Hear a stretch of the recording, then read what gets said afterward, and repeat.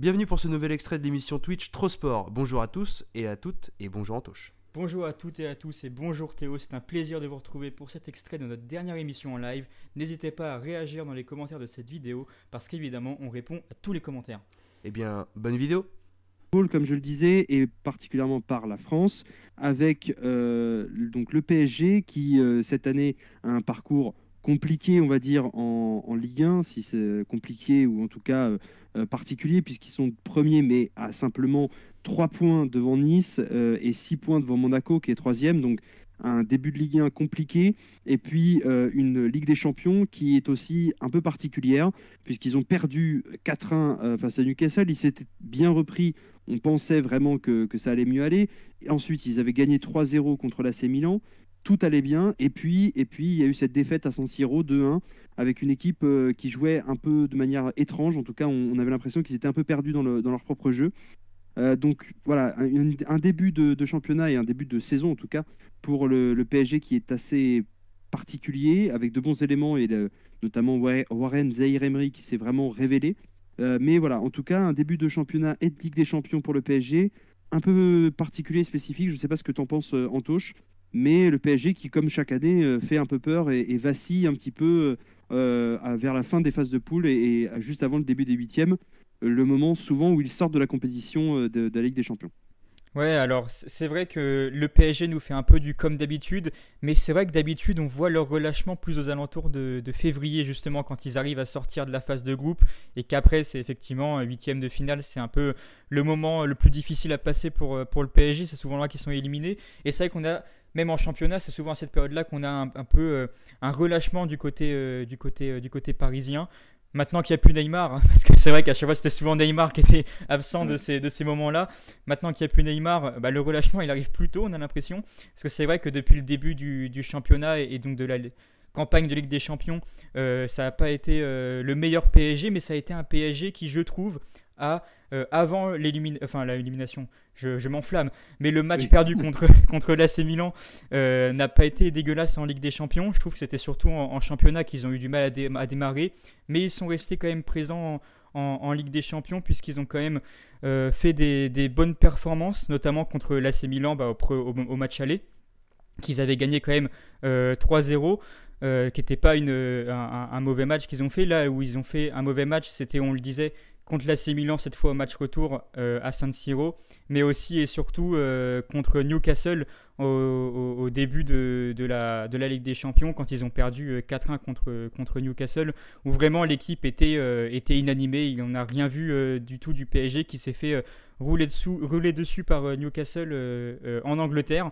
Donc l'accueil de Newcastle au Parc des Princes, il va être décisif parce que c'est un match qu'il ne va pas falloir perdre, surtout quand on voit à quel point le groupe est relevé. Hein, on savait, c'est, on va dire, le groupe de la mort cette année en Ligue des Champions, ce groupe-là. Toutes les équipes sont à un point l'une de l'autre, puisqu'on a du coup Dortmund qui arrive à s'en tirer avec 7 points premier du groupe, et derrière on a le PSG à 6 points, l'AC Milan à 5 points, et Newcastle dernier à 4 points. Donc vraiment là, jusqu'à la fin de la phase de groupe, chaque match va être décisif.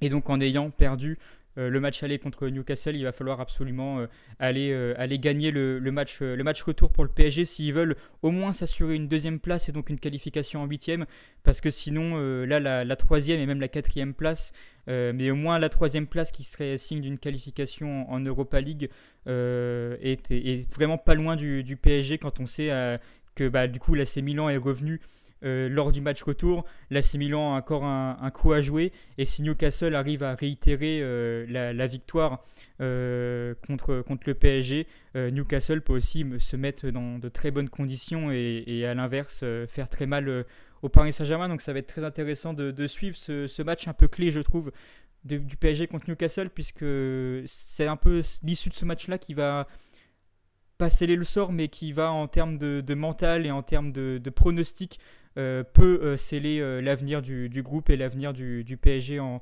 Ligue des Champions. Donc moi, maintenant qu'ils se sont, je trouve, bien relancés en championnat ces derniers temps avec une belle victoire là récemment contre Monaco, etc. Je trouve que le PSG est meilleur qu'il l'était en début de saison. Peut-être que Luis Enrique a aussi le temps de composer avec l'effectif qu'il a et à mettre en place son style de jeu. Donc je pense que le PSG qui va affronter Newcastle mardi est meilleur que le PSG qui a affronté Newcastle début octobre. Donc je pense que le PSG va s'imposer, mais c'est vrai que en tout cas rien n'est joué pour l'instant pour le PSG, et le groupe qu'on attendait est un groupe très solide, est un groupe très solide qui est très difficile à pronostiquer à l'heure actuelle. Oui, tu l'as dit, très difficile à pronostiquer parce que justement, tu rappelais que l'AC Milan avait très mal joué, a encore un coup à jouer, surtout contre Newcastle. Là, le PSG va avoir fort à faire, sachant qu'il s'était incliné 4-1 et que surtout que Newcastle derrière a pas fait des grosses performances contre d'autres équipes non plus. Donc on voit bien que c'était un vrai dysfonctionnement du PSG, ce qui ne remet pas du tout en cause la qualité de Newcastle, bien entendu.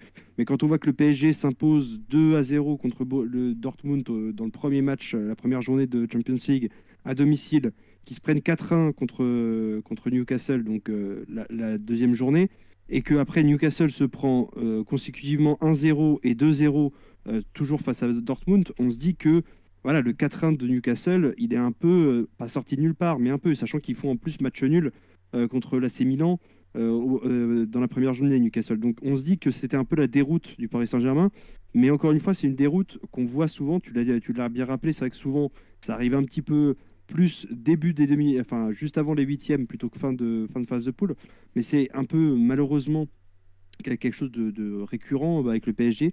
On a l'impression qu'à un moment donné dans la saison, ils arrêtent de jouer, ou en tout cas, ils relâchent un peu trop parfois la pression. Donc, c'est vrai que le PSG, là, ils ont un très bon effectif.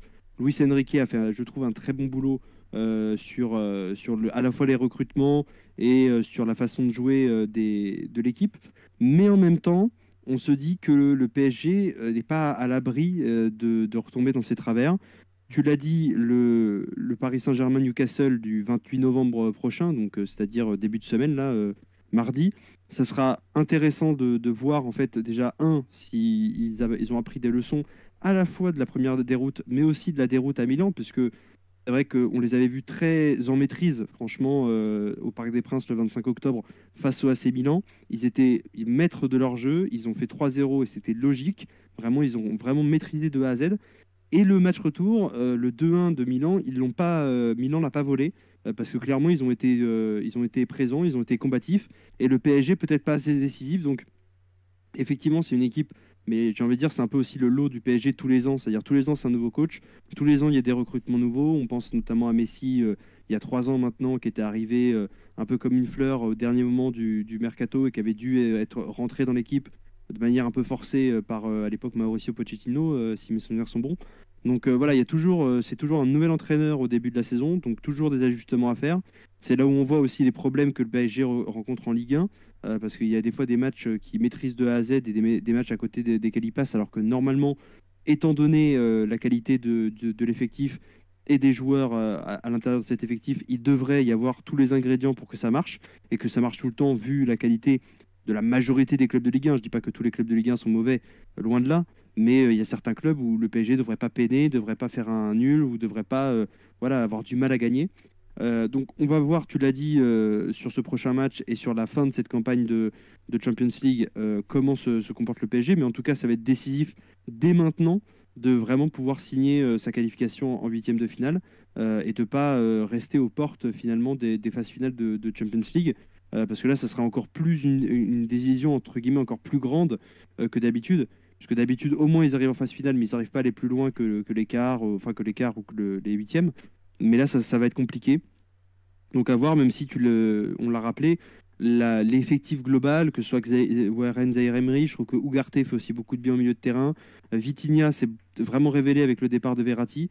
Je trouve qu'il y a vraiment des très belles choses. Skriniar est assez en maîtrise. Lucas Hernandez aussi très intéressant. Donc voilà, il y a beaucoup de belles choses, mais encore faut-il qu'ils arrivent à les mettre en place et qu'ils arrivent à bien les maîtriser avant que ce ne soit trop tard, et avant qu'ils soient complètement éliminés de Ligue des Champions, que ce soit pour la Ligue Europa ou même complètement. Ouais, Donc, y a Dembélé on va aussi voir. qui était assez éteint en attaque côté parisien. et qui là est revenu assez fort. Il a marqué notamment contre Monaco sur le dernier match. Donc peut-être qu'aussi Dembélé sera voilà, un joueur qui a repris confiance après ses nombreuses blessures, etc., qui a l'air de s'être bien acclimaté au PSG là dernièrement. Donc il peut-être peut être décisif sur ce genre de match. Donc c'est vrai que tu l'as dit, le PSG et Luis Enrique, il a dû jouer avec un effectif totalement remanié. Beaucoup de joueurs qui sont partis, beaucoup de nouveaux joueurs qui sont arrivés. L'attaque du PSG, notamment à part Mbappé, elle a dû être remaniée à 100% avec le départ de Messi et Neymar. Donc c'est vrai qu'il y avait beaucoup de choses qui peuvent expliquer le début de saison un peu difficile du PSG. Mais là, maintenant qu'ils sont, on va dire, relancés sur une bonne dynamique, où tu l'as dit, les nouveaux joueurs font des bonnes performances. Même Dembélé là, a réussi à reprendre confiance sur le dernier match et à faire ce qu'il sait faire. Je pense que maintenant, on peut avoir un PSG qui ne va pas redescendre en niveau après la trêve hivernale, mais qui va plutôt même s'en servir pour venir performer sur cette période après la trêve hivernale, où on va être sur du début de phase à élimination directe et sur une fin de championnat. Donc ça va être intéressant à suivre, et je pense que le PSG a l'effectif et a les qualités pour le faire. Donc vraiment hâte de voir ça, et hâte de voir ce match contre Newcastle qui risque d'être très, très important, et voire même décisif pour l'avenir du PSG en Ligue des Champions. Alors, avant de continuer de parler de Newcastle, notamment parce que ils ont été un peu le cauchemar de Manchester City en ce début de saison avec la sortie en League Cup au troisième tour de Manchester City. On en parlera juste après. Peut-être un petit détour par les autres clubs français en Coupe d'Europe en général. On ne va pas faire forcément un focus sur la Ligue des Champions, puisqu'on a déjà parlé en tout cas sur le gros du PSG. On peut parler bien sûr de ceux qu'on n'aurait pas imaginé, même il y a quelques années, en Ligue des Champions, et qui y sont actuellement, qui ont fait franchement de très beaux matchs, même si forcément c'est compliqué compte tenu du groupe qu'ils ont. C'est bien sûr le RC Lens, avec des très belles performances, notamment un nul contre Séville. Ils ont gagné face à Arsenal, qui est en plus première de Première Ligue, l'équipe d'Arsenal. Ils ont fait un nul contre le PSV, ils sont inclinés contre le PSV. Donc Lens qui est troisième de son groupe et qui fait vraiment un très très bon début enfin en tout cas une très belle performance en Ligue des Champions. On espère surtout pour eux. Alors je ne sais pas si la tête du groupe, je crois qu'elle est encore possible pour le RC Lens, parce que enfin la tête du groupe, la qualification plutôt, parce que là Arsenal a 9 points, mais eux en ont 5 à égalité avec le PSV. Donc à voir, comme je disais, s'ils peuvent encore se qualifier pour une phase finale. Mais en tout cas, au pire du pire, on leur souhaite d'être qualifiés au moins pour la Ligue Europa, parce que c'est une équipe, je trouve, qui le mérite, qui donne tout ce qu'elle a sur le terrain. Donc vraiment une très belle performance de la part du RC Lens en Ligue des Champions. En Europa League, on a Marseille qui est à la tête de son groupe, avec 8 points devant Brighton, 7 points, avec le AEK Athènes et puis l'Ajax d'Amsterdam. Donc Marseille qui, pour l'instant, s'en sort pas trop mal, avec quand même majoritairement des nuls contre les deux grosses équipes entre guillemets de la poule, que sont Brighton et l'Ajax d'Amsterdam. J'ai tout le respect du monde pour l'AEK Athènes, mais c'est un peu moins fort sur le papier que Brighton et l'Ajax. Donc avec deux victoires dernièrement, 2 fois contre l'AEK Athènes pour Marseille. On a également Toulouse qui est deuxième de son groupe d'Europa derrière Liverpool, ce qui est quand même assez fort. Et d'ailleurs, ils ont gagné contre Liverpool 3-2 lors de leur dernier match au stadium de Toulouse. Donc très intéressant aussi cette équipe de Toulouse. Pareil, qu'on n'aurait jamais imaginé à ce niveau-là, en tout cas de compétition, face en plus à Liverpool qui leur avait mis 5-1 à l'aller et ils ont réussi à gagner 3-2 au retour. Donc très intéressant aussi Toulouse en Ligue Europa, donc toujours deuxième de son groupe. Rennes qui vient de limoger Bruno Genesio, je cherchais son nom, Bruno Genesio, pour le remplacer par Julien Stéphan, le fils de Guy Stéphan, ne pas confondre les deux, même si les deux sont entraîneurs, l'un adjoint de l'équipe de France, l'autre du coup nouvel entraîneur de Rennes. Mais du coup Rennes qui est pas mauvaise, cette équipe de Rennes dans le groupe F de Ligue Europa, première avec 9 points. Devant Villarreal, le Maccabi Haïfa, Villarreal, Panathinaikos et le Maccabi Haïfa. Donc pourquoi pas passer en 8e pour Rennes. Et puis on a bien sûr en Ligue Europa, on n'a plus personne, mais en Ligue Europa Conférence, on a Lille qui est première du groupe A, devant des équipes comme Ljubljana ou Bratislava avec 8 points. Pareil, compliqué pour Lille quand même avec des victoires mais aussi des nuls en ce début de Ligue Europa Conférence. Donc globalement, des clubs français qui se portent bien, que ce soit Rennes, que ce soit Toulouse, Marseille, Lille et Paris et Lens, bien sûr, en Ligue des Champions. Voilà, des clubs français qui se comportent bien, qui se portent bien et qui pourraient, en tout cas pour beaucoup, voir les phases finales des compétitions respectives. Ouais, les clubs français qui, alors que d'habitude sont portés par le PSG, qui est le seul club à faire des résultats en Ligue des Champions et en Coupe d'Europe en général. Cette année, le PSG est quand même bien supporté par les autres clubs français qui, comme tu l'as dit, c'est vrai, font des bonnes performances en Coupe d'Europe de manière générale. Et c'est vrai que sur le dernier match, sur la dernière journée de Coupe d'Europe, la France, au classement indice UEFA, avait quasiment rattrapé les Pays-Bas. Donc si on continue sur une bonne performance sur la journée qui arrive et les journées qui arrivent avant la fin des phases de groupe du moins, la France pourrait dépasser les Pays-Bas au classement d'indice UEFA et donc avoir des places en plus pour les clubs français dans le classement de Ligue 1 pour se qualifier en Coupe d'Europe. Donc ça c'est vraiment déjà une super nouvelle pour la France parce que souvent on parle de la France comme étant la Ligue 1 comme étant la Farmer League, comme pourraient dire les Britanniques, pour critiquer le niveau de jeu de la Ligue 1 qui, c'est vrai, par rapport au grand championnat. Même Luis Enrique était impressionné apparemment du niveau de la Ligue 1. Ouais, mais je crois que c'est Messi aussi, je crois, qui disait que le niveau de la Ligue 1 était plus haut que ce qu'il attendait. Après, voilà, je pense, la Ligue 1, faut la vivre pour le croire. Faut le voir pour le croire. C'est ça. Non, mais après... sans rigoler, c'est vrai que quand on compare la Ligue 1 généralement avec les autres grands championnats européens, on peut avoir l'impression que la Ligue 1 est en dessous, mais surtout parce que généralement les clubs de Ligue 1 font des bien piètres performances en Coupe d'Europe. Et là, cette année, on a des clubs français comme Toulouse qui sortent vraiment de nulle part et qui en plus sont vraiment pas bons cette année en Ligue 1, arrivent quand même à tenir tête à Liverpool en allant battre Liverpool sur la dernière journée de Ligue des Champions dans un match qui était vraiment incroyable en allant chercher cette victoire.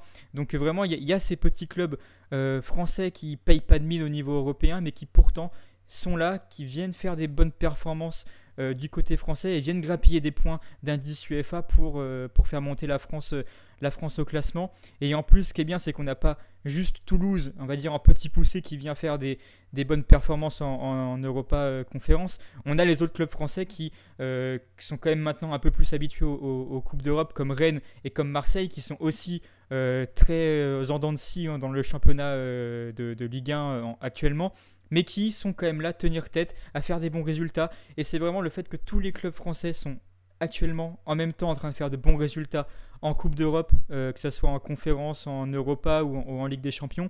C'est ça qui fait monter la France à l'indice UEFA et ça fait plaisir et on espère que ça va continuer ainsi parce que c'est vrai que tu le disais, Marseille, ils ont surtout été chercher leurs points contre Athènes qui était l'équipe la plus prenable de leur poule. Maintenant, il va falloir aller essayer de grappiller le plus de points possible et pourquoi pas une qualification contre Brighton, etc. pour aller se qualifier et sortir de la poule. Toulouse, on est un peu pareil. Il va falloir aller, après cette victoire encourageante contre Liverpool, venir assurer au moins une deuxième place. Et c'est pareil, je crois pour Rennes qui malheureusement une petite défaite contre le PSV qui fait que ils étaient plutôt bien partis, mais qui fait que la deuxième place va aussi être assez tendue à aller chercher. Donc voilà, on est parti sur de très bonnes bases pour les clubs français en Coupe d'Europe de manière générale. Il va falloir rester sur cette dynamique pour aller chercher la plus haute place possible dans les poules et au mieux une qualification pour les phases à élimination directe et faire grandir la France à l'indice UEFA pour que peut-être l'année prochaine on ait encore plus de clubs français représentés en Coupe d'Europe et ça serait le mieux qu'on puisse tirer de cette campagne européenne pour nos clubs français cette année en tout cas. Oui, c'est tout ce qu'on peut souhaiter pour les clubs français, parce que tu l'as dit, c'est vrai que cet indice UEFA, il est important, il est crucial à la fois pour le football de chacun des pays, et puis surtout pour les clubs en eux-mêmes, hein, puisque c'est aussi à la fois une visibilité internationale, c'est aussi une manne financière, hein, forcément. Ça rapporte de l'argent au club de recevoir à la fois les subventions de l'UEFA et les différents supporters des différents clubs qui viennent dans les stades pour voir les matchs. Et puis c'est aussi voilà, une belle preuve que le football français n'est pas en reste, notamment avec cette Ligue Europa Conférence, hein, qui permet aussi d'avoir un club français en plus, entre guillemets, dans une compétition européenne, avec Lille qui s'en sort pas trop mal. Et tu l'as dit, c'est vrai qu'on a l'impression d'avoir des clubs français, en tout cas pour la majorité, à part peut-être le PSG qui est toujours fidèle à lui-même, premier de Ligue 1. Mais par exemple, on a le deuxième et troisième de Ligue 1 qui ne sont pas en Ligue, en Coupe européenne, hein, Nice et Monaco. Mais le reste sont un peu en dents de scie, ils ont un peu des difficultés en championnat et on les voit quand même au plus haut niveau, donc notamment Lens, Rennes, Marseille qui est aussi en difficulté, qui n'a pas réussi à s'imposer. Là, hier, c'était contre le Havre, si je ne m'abuse. Strasbourg, je crois. Strasbourg, non, ce que j'ai vu. Non, Attends. oui, c'est ça, c'était Strasbourg, ouais. Strasbourg. Et oui, et c'est le Havre qui a fait 0-0 à Nantes, voilà, c'est ça. J'avais les deux qui se sont télescopés.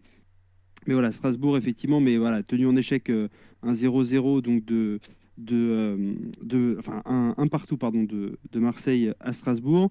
Mais voilà, des clubs comme justement Toulouse qui perdent du coup 1-0 face à Nice et qui sont quand même deuxième de leur poule d'Europa. Donc je trouve qu'on a un peu sur ces clubs français, à part le PSG, une espèce de scénario au Real Madrid de Zidane de la dernière Ligue des Champions gagnée, c'est-à-dire un Real Madrid qui ne gagne pas le championnat, qui est même en dessous de ses performances habituelles en championnat qui est la Liga espagnole, et qui pourtant, enfin pas contre toute attente, hein, mais qui se révèle à chaque match de Ligue des Champions et qui va décrocher le titre. Donc comme tu l'as dit, c'est très intéressant aussi de voir ça, de voir des clubs français qui un peu se transcendent en Coupe européenne, et on peut leur souhaiter effectivement le meilleur, à la fois d'aller au maximum en phase finale, ou en tout cas pour ceux qui peuvent rebondir dans des ligues subalternes. Donc par exemple pour Lens, si jamais ils n'arrivent pas à être deuxième, bah, au moins d'être troisième et d'être en Ligue Europa. Et puis pour d'autres, de potentiellement aller en Europa Conférence, et puis d'aller le plus loin possible dans les classements de ces coupes européennes pour, comme tu l'as dit, à la fois améliorer le classement UEFA, mais aussi, bien sûr, améliorer la qualité du football français et puis la perception du football français à l'international, qui, tu l'as rappelé on l'a rappelé avec Messi, avec Luis Enrique, etc., qui souvent souffre d'être à la fois le petit poussé et en même temps le vilain petit canard des ligues européennes, en disant que voilà, la France, c'est pas non plus du grand football. Et pourtant, là, les quelques clubs français qui jouent en Coupe d'Europe montrent, entre guillemets, le contraire, avec leurs très belles performances. Donc voilà pour ce point sur la ligue, les ligues européennes et les clubs. Merci d'avoir regardé cette vidéo, on espère que vous avez apprécié le sujet et qu'il vous a fait réagir. Encore une fois, n'hésitez pas à vous abonner, à liker la vidéo et laisser un commentaire. On répond à tout le monde et ça nous fera très plaisir d'échanger avec vous. Encore mieux, vous pouvez passer avec nous pendant notre prochain live Twitch pour échanger en direct, et vous retrouverez toutes les informations utiles sur nos réseaux sociaux qui s'affichent à l'écran et en description, notamment Instagram et Twitter. Merci à tous et à bientôt sur nos chaînes Twitch et YouTube. A très vite sur Trosport.